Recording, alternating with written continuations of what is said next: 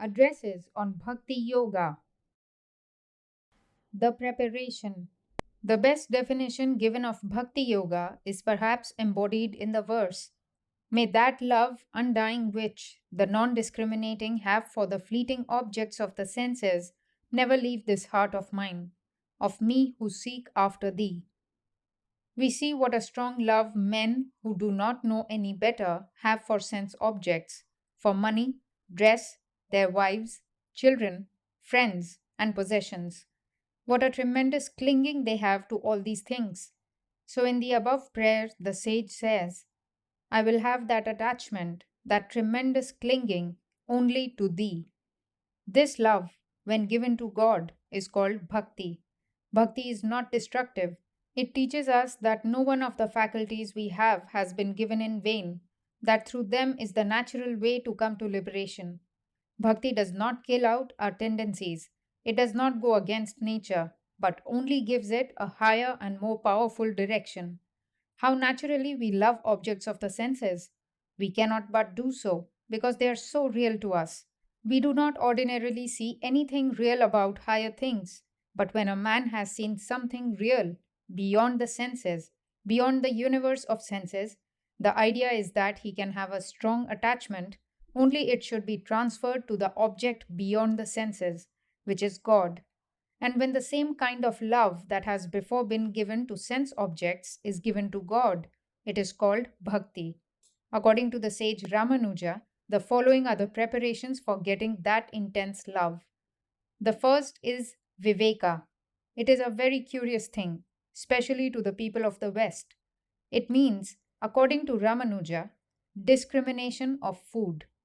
Food contains all the energies that go to make up the forces of our body and mind. It has been transferred and conserved and given new directions in my body, but my body and mind have nothing essentially different from the food that I ate. Just as the force and matter we find in the material world become body and mind in us, so essentially, the difference between body and mind and the food we eat is only in manifestation. It being so, that out of the material particles of our food we construct the instrument of thought, and that from the finer forces lodged in these particles we manufacture thought itself, it naturally follows that both this thought and the instrument will be modified by the food we take. There are certain kinds of food that produce a certain change in the mind. We see it every day. There are other sorts which produce a change in the body and in the long run have a tremendous effect on the mind. It is a great thing to learn. A good deal of the misery we suffer is occasioned by the food we take. You find that after a heavy and indigestible meal, it is very hard to control the mind. It is running all the time. There are certain foods which are exciting. If you eat such food, you find that you cannot control the mind. It is obvious that after drinking a large quantity of wine or other alcoholic beverage, a man finds that his mind would not be controlled. It runs away from his control. According to Ramanuja, there are three things in food we must avoid. First, there is jati, the nature or species of the food that must be considered. All exciting food should be avoided, as meat, for instance. This should not be taken because it is by its very nature impure. We can get it only by taking the life of another. We get pleasure for a moment, and another creature has to give up its life to give us that pleasure. Not only so, but we demoralize other human beings. It would be rather better if every man who eats meat killed the animal himself. But instead of doing so, society gets a class of persons to do that business for them, for doing which it hates them. In England, no butcher can serve on a jury, the idea being that he is cruel by nature. Who makes him cruel? Society. If we did not eat beef and mutton, there would be no butchers. Eating meat is only allowable for people who do very hard work and who are not going to be bhaktas. But if you are going to be bhaktas, you should avoid meat. Also, all exciting foods, such as onions, garlic, and all evil smelling food, as sauerkraut. Any food that has been standing for days till its condition is changed, any food whose natural juices have been almost dried up, any food that is malodorous should be avoided. The next thing that is to be considered as regards food is still more intricate to Western minds. It is what is called ashraya, that is, the person from whom it comes. This is rather a mysterious theory of the Hindus. The idea is that each man has a certain aura around him, and whatever thing he touches, a part of his character, as it were, his influence, is left on it. It is supposed that a man's character emanates from him, as it were, like a physical force, and whatever he touches is affected by it. So we must take care who touches our food when it is cooked. A wicked or immoral person must not touch it. One who wants to be a bhakta must not dine with people whom he knows to be very wicked, because their infection will come through the food. The other form of purity to be observed is nimitta, or instruments. Dirt and dust must not be in food. Food should not be brought from the market and placed on the table unwashed. We must be careful also about the saliva and other secretions. The lips ought never, for instance, to be touched with the fingers. The mucous membrane is the most delicate part of the body, and all tendencies are conveyed very easily by the saliva. Its contact, therefore, is to be regarded as not only offensive but dangerous. Again, we must not eat food, half of which has been eaten by someone else. When these things are avoided in food, it becomes pure. Pure food brings a pure mind, and in a pure mind is a constant memory of God. Let me tell you the same thing as explained by another commentator, Shankaracharya, who takes quite another view. This word for food in Sanskrit is derived from the root, meaning to gather. Ahara means gathered in. What is his explanation? He says, the passage that when food is pure, the mind will become pure really means that lest we become subject to the senses, we should avoid the following. First, as to attachment, we must not be extremely attached to anything excepting God. See everything, do everything, but be not attached. As soon as extreme attachment comes, a man loses himself. He is no more master of himself, he is a slave. If a woman is tremendously attached to a man, she becomes a slave to that man. There is no use in being a slave. There are higher things in this world than becoming a slave to a human being. Love and do good to everybody, but do not become a slave. In the first place, attachment degenerates us individually, and in the second place, makes us extremely selfish. Owing to this failing, we want to injure others to do good to those we love. A good many of the wicked deeds done in this world are really done through attachment to certain persons. So, all attachment, excepting that for good works, should be avoided, but love should be given to everybody. Then, as to jealousy, there should be no jealousy in regard to objects of the senses. Jealousy is the root of all evil and a most difficult thing to conquer. Next, delusion. We always take one thing for another and act upon that, with the result that we bring misery upon ourselves. We take the bad for the good. Anything that titillates our nerves for a moment we think as the highest good and plunge into it immediately, but find when it is too late that it has given us a tremendous blow. Every day we run into this error, and we often continue in it all our lives. When the senses, without being extremely attached, without jealousy, or without delusion, work in the world, such work or collection of impressions is called pure food, according to Shankaracharya. When pure food is taken, the mind is able to take in objects and think about them without attachment, jealousy, or delusion. Then the mind becomes pure, and then there is constant memory of God in that mind. It is quite natural for one to say that Shankara's meaning is the best, but I wish to add that one should not neglect Ramanuja's interpretation either. It is only when you take care of the real material food that the rest will come. It is very true that mind is the master, but very few of us are not bound by the senses. We are all controlled by matter, and as long as we are so controlled, we must take material aids. And then, when we have become strong, we can eat or drink anything we like. We have to follow Ramanuja in taking care about food and drink. At the same time, we must also take care about our mental food. It is very easy to take care about material food, but mental work must go along with it.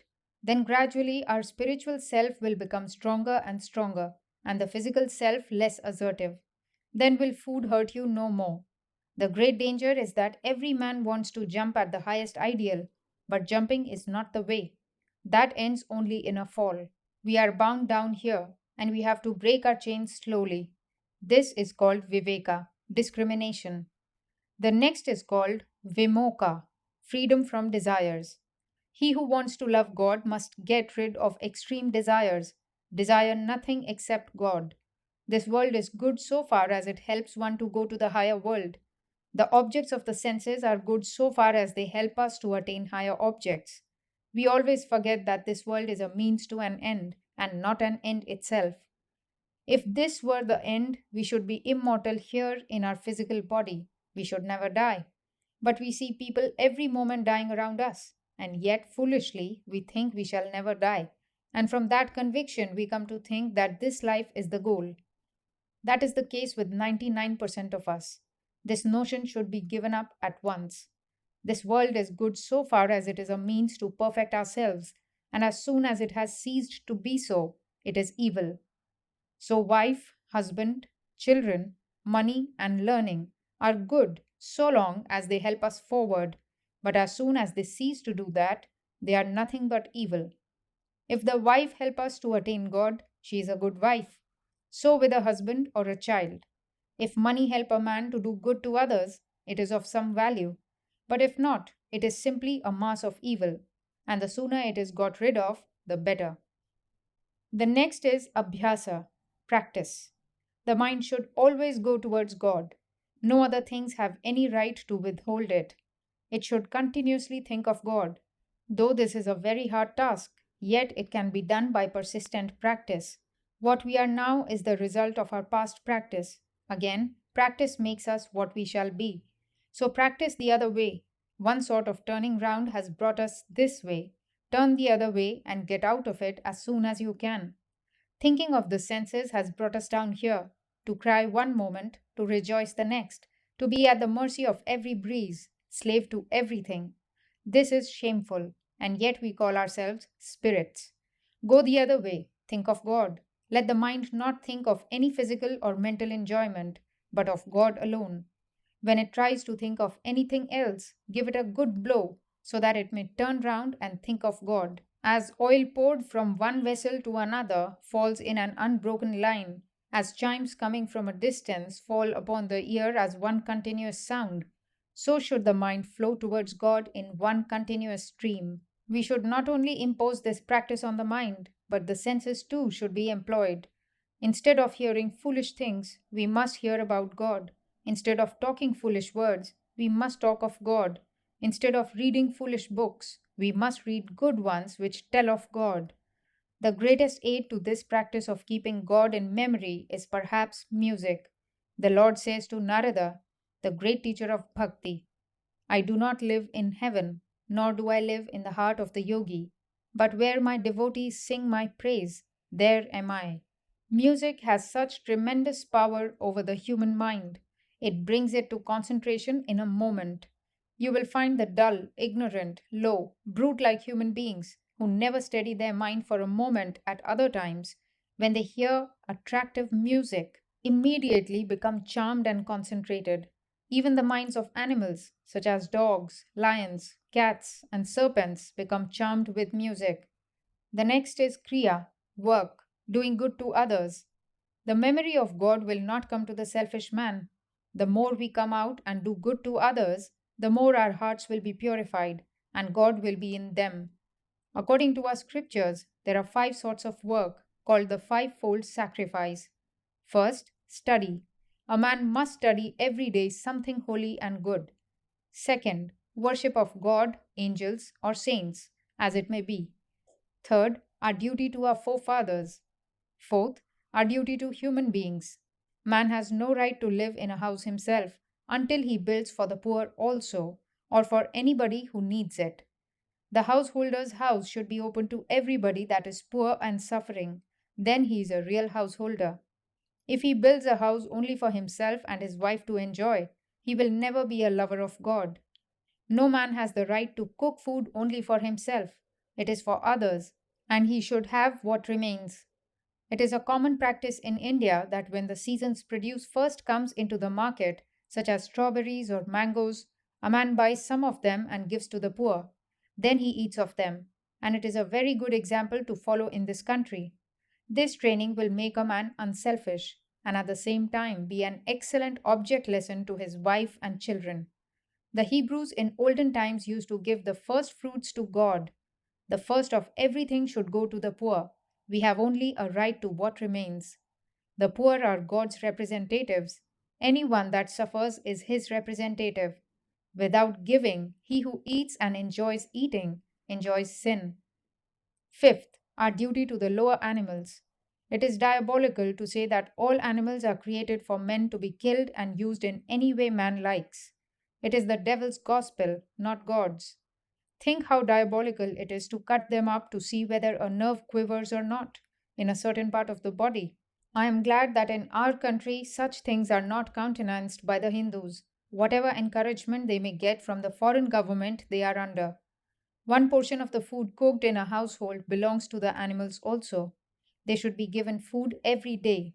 There ought to be hospitals in every city in this country for poor, lame, or blind horses, cows, dogs, and cats, where they should be fed and taken care of. Then there is Kalyana, purity, which comprises the following: Satya, truthfulness. He who is true, unto him the God of truth comes. Thought, word, and deed should be perfectly true. Next, Arjava, straightforwardness, rectitude. The word means to be simple, no crookedness in the heart, no double dealing. Even if it is a little harsh, go straightforward and not crookedly. Daya, pity, compassion. Ahimsa, not injuring any being by thought, word, or deed. Dana, charity. There is no higher virtue than charity. The lowest man is he whose hand draws in receiving, and he is the highest man whose hand goes out in giving. The hand was made to give always. Give the last bit of bread you have, even if you are starving. You will be free in a moment if you starve yourself to death by giving to another. Immediately you will be perfect. You will become God. People who have children are bound already. They cannot give away. They want to enjoy their children and they must pay for it. Are there not enough children in the world? It is only selfishness which says, I'll have a child for myself. The next is anavasada, not desponding, cheerfulness. Despondency is not religion, whatever else it may be. By being pleasant always and smiling, it takes you nearer to God, nearer than any prayer. How can those minds that are gloomy and dull love? If they talk of love, it is false. They want to hurt others. Think of the fanatics. They make the longest faces, and all their religion is to fight against others in word and act. Think of what they have done in the past, and of what they would do now if they were given a free hand. They would deluge the whole world in blood tomorrow if it would bring them power. By worshipping power and making long faces, they lose every bit of love from their hearts. So the man who always feels miserable will never come to God. It is not religion, it is diabolism to say, I am so miserable. Every man has his own burden to bear. If you are miserable, try to be happy, try to conquer it. God is not to be reached by the weak. Never be weak. You must be strong. You have infinite strength within you. How else will you conquer anything? How else will you come to God? At the same time, you must avoid excessive merriment, uddharsha, as it is called. A mind in that state never becomes calm. It becomes fickle. Excessive merriment will always be followed by sorrow. Tears and laughter are near kin. People so often run from one extreme to the other. Let the mind be cheerful but calm. Never let it run into excesses, because every excess will be followed by a reaction. These, according to Ramanuja, are the preparations for bhakti.